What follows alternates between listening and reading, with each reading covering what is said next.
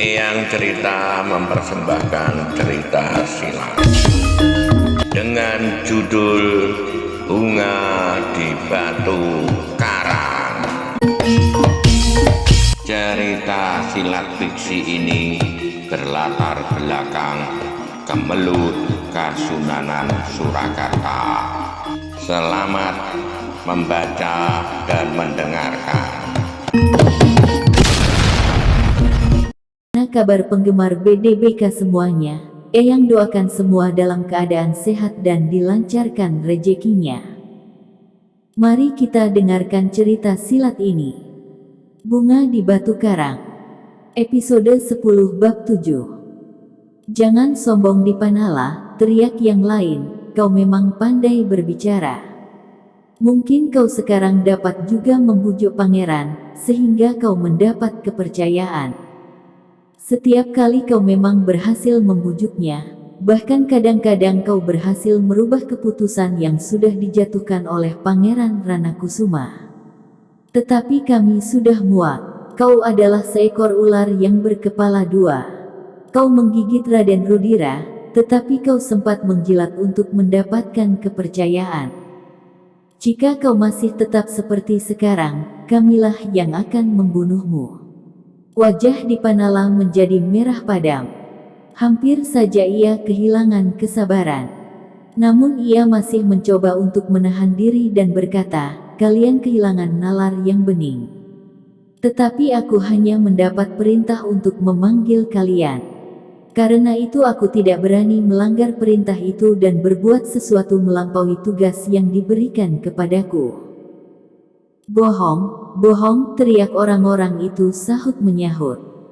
Ki Dipanala tidak mau melayaninya lagi. Jika demikian maka keadaannya tentu akan menjadi kacau. Karena itu, maka ia tidak menghiraukannya lagi.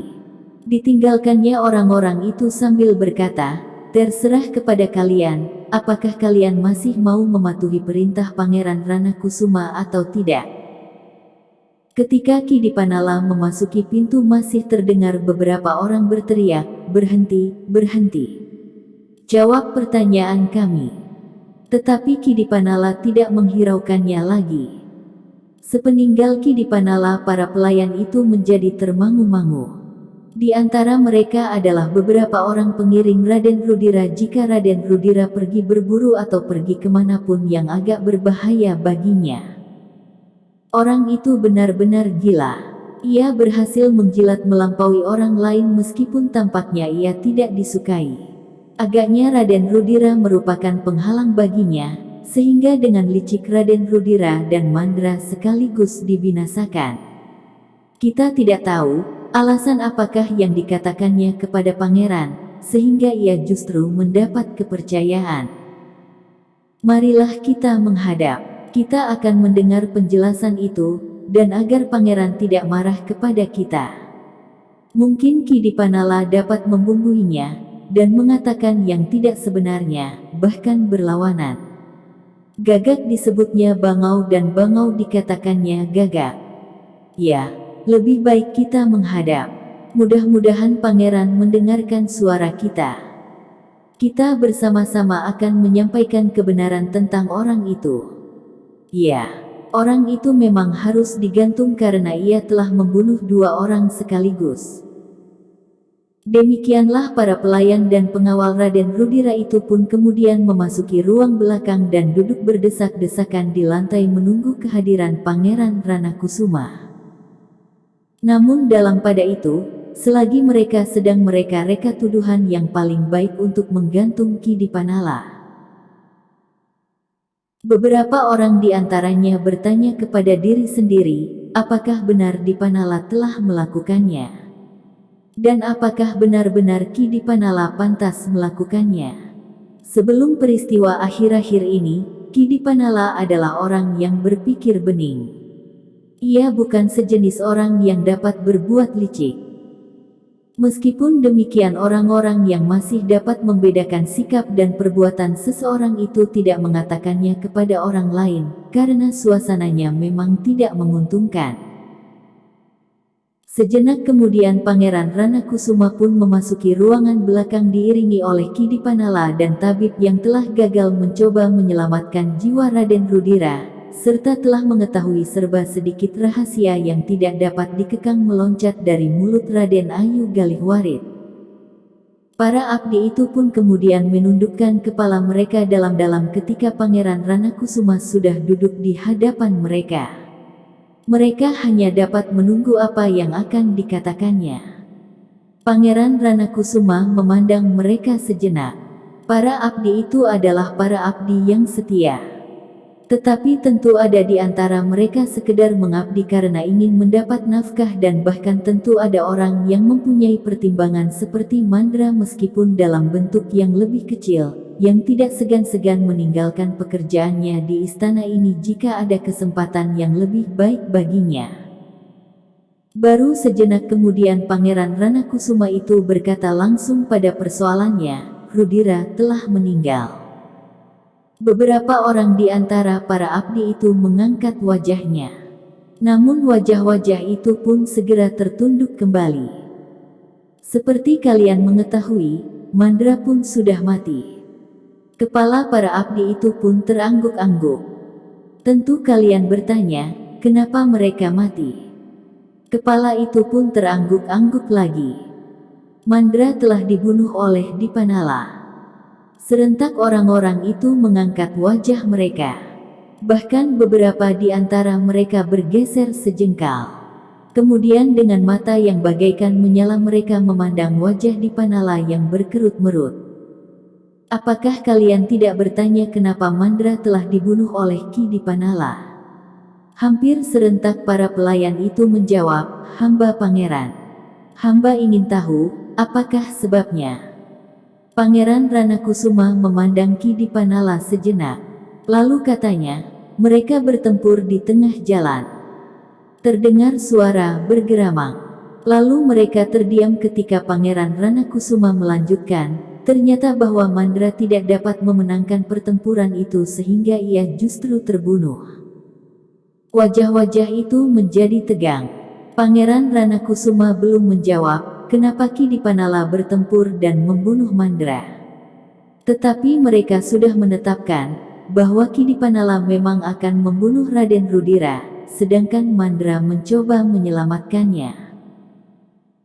Tetapi orang-orang itu terkejut bukan buatan, dan bahkan mereka tidak percaya kepada pendengarannya ketika Pangeran Ranakusuma berkata, Mandra dibunuh oleh Dipanala karena Mandra berkhianat dan membunuh Rudira dengan meminjam tangan orang lain. Wajah-wajah yang tegang itu menjadi bertambah tegang. Dengan mulut ternganga mereka saling berpandangan sejenak. Lalu mereka mendengar Pangeran Ranakusuma berkata selanjutnya, ternyata Mandra telah menjual Rudira kepada orang asing. Kalian tidak usah bertanya apakah sebabnya. Namun Mandra ingin mendapat hadiah yang banyak dan kedudukan yang baik di dalam lingkungan orang asing itu. Sejenak mereka merenungi kata-kata itu. Namun beberapa orang di antara mereka segera berkata di dalam hatinya, nah, bukankah Dipanala telah memutar balik keadaan? Gagak dikatakan bangau dan bangau dikatakannya gagak. Yang hitam dikatakan putih dan yang putih dikatakannya hitam. Dalam pada itu Pangeran Ranakusuma berkata terus, dalam usaha itulah, Dipanala dapat mengetahuinya meskipun agak terlambat, sehingga akhirnya Mandra terbunuh olehnya. Tetapi Rudira pun tidak lagi dapat diselamatkan. Beberapa orang abdi mengangguk-anggukkan kepalanya. Namun di antara mereka, terutama para pengiring Raden Rudira menganggap bahwa Ki Dipanala lah yang sudah memfitnah Mandra. Karena itu maka mereka menjadi gelisah karenanya. Agaknya Pangeran Ranakusuma melihat kegelisahan itu, sehingga ia pun bertanya, apakah ada yang akan mengatakan sesuatu? Untuk beberapa saat tidak ada seorang pun yang berbicara. Namun kemudian salah seorang yang tidak dapat menahan perasaannya bergeser sedikit sambil berkata, ampun Pangeran. Apakah yang dikatakan oleh Ki Dipanala itu dapat dipercaya sepenuhnya? Apa yang dikatakan oleh Dipanala? bahwa Mandra telah berkhianat. Siapakah yang mengatakan bahwa hal itu diceritakan oleh Dipanala? Orang itu menjadi tergagap. Namun ia pun menjawab, "Ampun Gusti. Bukankah Gusti mengatakan bahwa Dipanala melihat usaha pengkhianatan itu?" "Ya." "Dan apakah hal itu dapat hamba artikan bahwa Ki Dipanala yang kemudian membawa jenazah Raden Rudira dan mayat Mandra telah menceritakan peristiwa itu? Kau tahu bahwa Rudira masih hidup waktu dibawa pulang, dan aku telah memanggil tabib untuk mengobatinya." "Hamba Pangeran." "Nah, kenapa kau memastikan bahwa Ki Dipanala lah yang telah menceritakan hal itu kepadaku?" "Ampun Gusti. Yang mengatakan semuanya itu adalah Rudira." "Rudira sendiri?" Orang-orang itu tercenung sejenak. Mereka benar-benar diombang-ambingkan oleh kebimbangan dan keraguan-raguan untuk mempercayai pendengaran mereka sendiri. "Kenapa kalian menjadi bingung? Dengar, Mandra telah berkhianat dengan menjerumuskan Rudira, sehingga seorang asing telah menembaknya. Tetapi ternyata Rudira tidak mati seketika. Ia masih mempunyai kesempatan untuk berusaha menyelamatkan dirinya. Ternyata bahwa Mandra tidak membiarkannya. Mandra berusaha untuk membunuh Rudira dengan pedang, kemudian menghilangkan bekas luka peluru dengan pedangnya pula. Setelah itu, ia akan melemparkan tubuh Rudira ke tempat yang sepi, atau jika mungkin di sepanjang Bulak Jatisari sehingga dapat menimbulkan kesan bahwa Juwiring telah terlibat. Nah, apakah kalian percaya? Rudira sendiri mengatakannya. Dipanala lah yang menyelamatkan Rudira dari pedang Mandra dan membunuhnya. Kemudian membawa tubuh Rudira yang terluka parah itu kembali. Pangeran Ranakusuma berhenti sejenak lalu. Siapa yang tidak percaya? Siapa yang menganggap bahwa Mandra tidak bersalah? Wajah-wajah itu menjadi tertunduk dalam-dalam. Terlebih-lebih orang yang sudah memberanikan diri bertanya tentang kebenaran cerita itu. "Nah, siapa yang tidak percaya kepada ceritaku, aku beri kesempatan untuk meninggalkan rumah ini. Aku beri kesempatan untuk membawa mayat Mandra yang dianggapnya sebagai seorang pahlawan. Siapa? Ayo siapa?" Wajah-wajah yang tunduk itu menjadi semakin tunduk. Dan Pangeran Ranakusuma pun kemudian berkata, "Jika tidak ada, maka kalian sudah mengetahui persoalannya dengan pasti.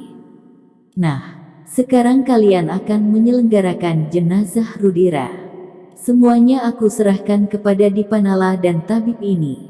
Aku menjadi terlampau bingung untuk berbuat sesuatu." Pangeran Ranakusuma berhenti sejenak, lalu, "Terserahlah kepada kalian apakah yang akan kalian lakukan terhadap mayat Mandra." Tidak seorang pun yang kemudian berani mengangkat wajahnya.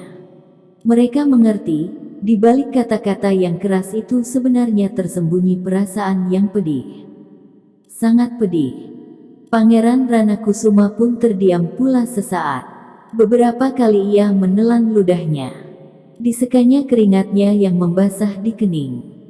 "Aku akan berada di pendapa. Jika kau memerlukan aku ada di sana di Panala," berkata Pangeran Ranakusuma kemudian. Pangeran Ranakusuma tidak menunggu jawaban Ki Dipanala.